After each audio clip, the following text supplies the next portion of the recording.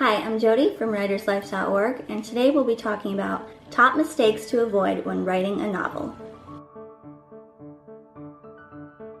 1 out of 2 people polled on leaving bookshops are reported to either be writing a book, to have written a book, or to be planning to write one in the future. If you decide to have a go, beware of the following follies. Number 1, the folly of the unattractive narrator. The reader has to like your narrator's voice. Otherwise, you don't care what happens. A novel is all about caring what happens. Be likable, be fascinating, be evil if you like, but don't be deeply unattractive. The folly of plot first. Leave plot or structure until last. There are millionaires out there like Robert McKee, author of Story, who have made a fortune telling us story is everything, but then provide a strict format to follow. To be fair, even some esteemed writers advocate this structural approach, but it kills more than it cures. The real problem with plot-driven plotting is that the events of the novel are conceived to fit the plot. This tends to make them contrived. Better to find events you are convinced you need and can render plausibly, and then later weld them together with adequate structure. The folly of facts before relationships. Nabokov informed us convincingly that a novel is a world. Reading this, a new writer of fiction hairs off and starts describing this world in intricate detail, inventing all manner of places and events. But think of your own world. It isn't about detail, it's about relationships. To create a world, you need a certain number of relationships, and the key is they must cross age groups and boundaries. If everyone is the same age, then you have a subculture, not a world. One of the devices always used by Philip K. Dick, the science fiction author of Memoirs of a Crap Artist and Do Androids Dream of Electric Sheep, which was to become Blade Runner, was a 3-way relationship between a grandfather, a father, and a son. In some of his books, the grandfather was a guide figure. You can see how this fits with both Star Wars and Harry Potter, with Dumbledore as the grandfather figure. The folly of not being heartfelt. A novel deals with that which is heartfelt by the characters. You can't write about the weather and the state of the nation if your main character has a hang-up about intimacy.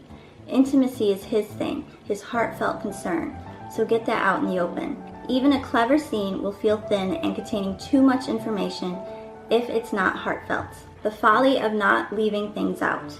You're writing about a policeman who plays golf, which is his passion.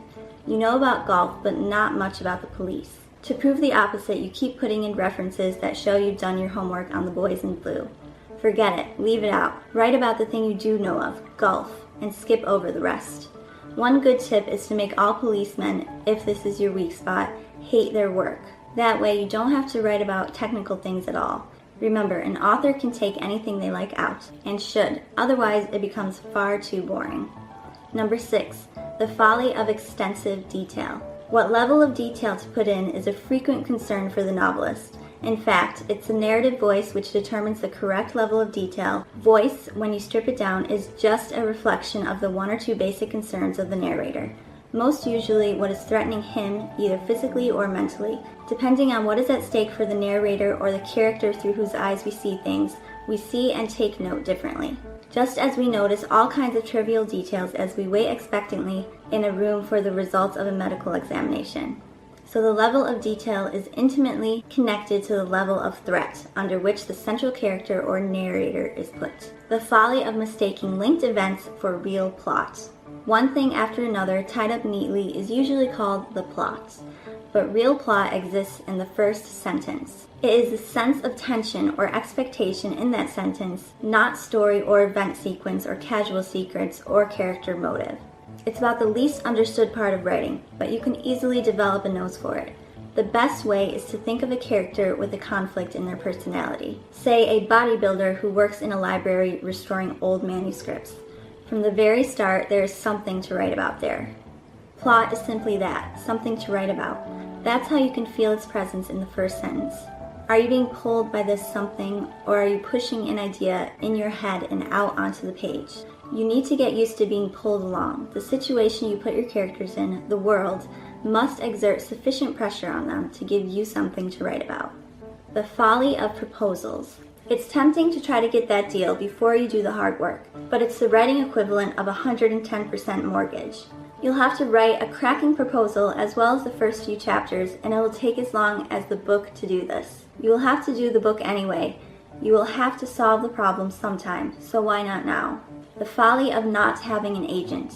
Getting your novel accepted is a process of serially convincing people. The first person is an agent. They don't have to be famous, but you need to have convinced one person that your work deserves a readership of millions. Best of luck! If you're interested in learning more about this subject, click the link at the top of the description and check out our course, How to Write a Really Good Novel. In this course, you'll learn how to turn an idea into a fully blown novel, 6 strategies to overcoming writer's block, how to write natural sounding dialogue, and so much more. If you enjoyed this video, don't forget to give it a thumbs up, turn on our notifications, and subscribe down below to be entered to win one of our products in our weekly giveaway. Be sure to visit writerslife.org for more writing tips and tricks, and I'll see you next time.